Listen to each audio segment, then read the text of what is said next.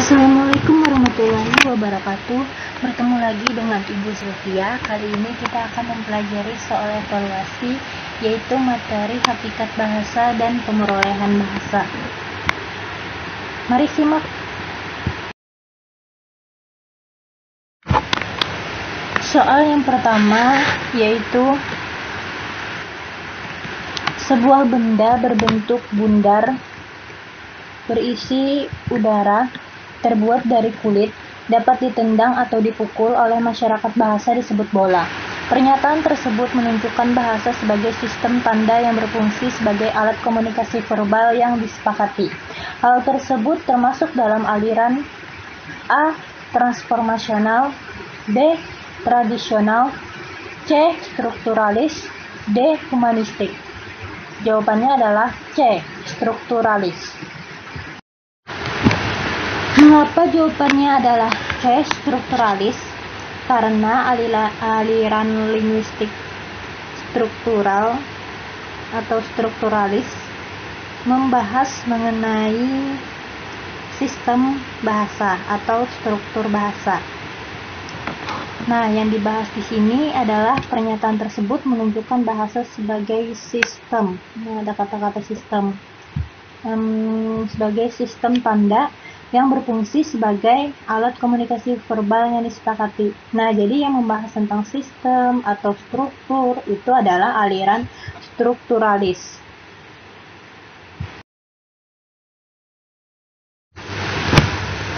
Nomor 2, bentuk meja itu variatif.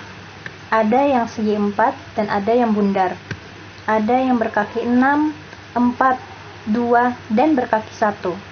Meskipun bentuknya berbeda, tetapi memiliki fungsi yang sama, sehingga semua benda disebut meja. Konsep di atas menunjukkan bahasa sebagai sistem: A.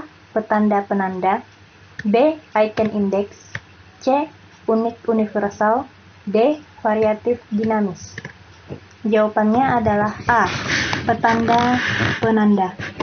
Jadi, ada suatu benda yang melambangkan konsepnya tersebut. Bendanya itu berkaki 4 atau berkaki 6, bisa digunakan untuk meletakkan sesuatu atau menaruh sesuatu. Nah, pengertian yang dari konsepnya itu disebut meja. Itu adalah merupakan petanda serta penanda. Kita lanjut ke nomor 3, yaitu perhatikan ilustrasi berikut. Dalam kelompok masyarakat, suatu bahasa biasanya terdiri dari berbagai orang dengan status sosial, ekonomi, pendidikan, dan latar belakang budaya yang tidak sama. Karena perbedaan tersebut, maka bahasa yang digunakan menjadi bervariasi.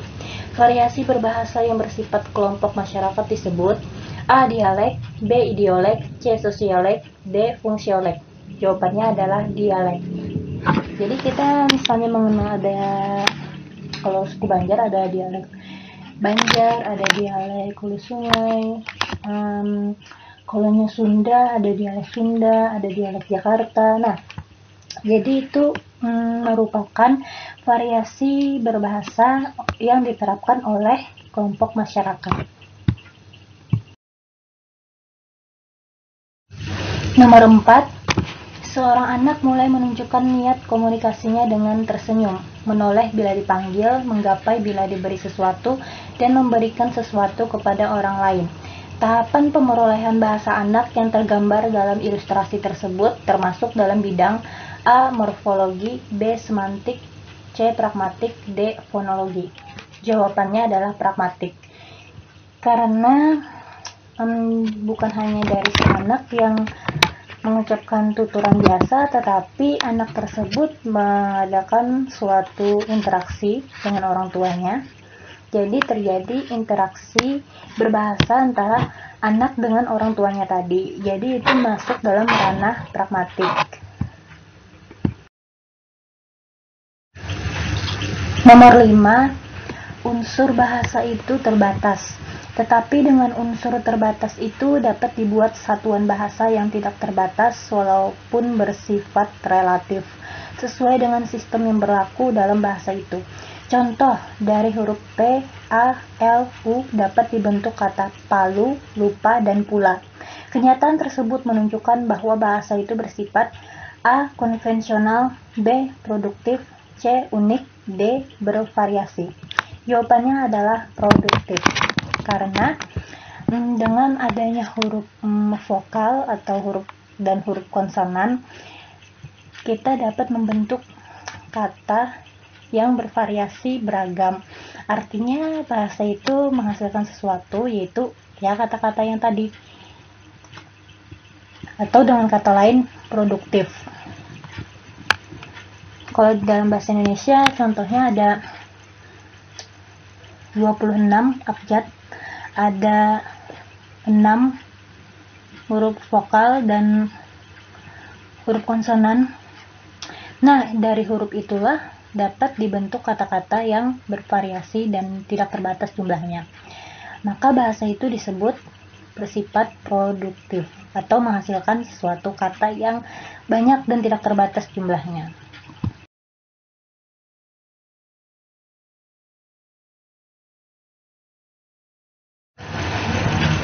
Cukup sekian pembahasan dari kita mengenai hakikat bahasa dan pemurolehan bahasa. Saat ini kita masih membahas 5 soal. Next part kita bahas soal-soal berikutnya. Terima kasih. Assalamualaikum warahmatullahi wabarakatuh.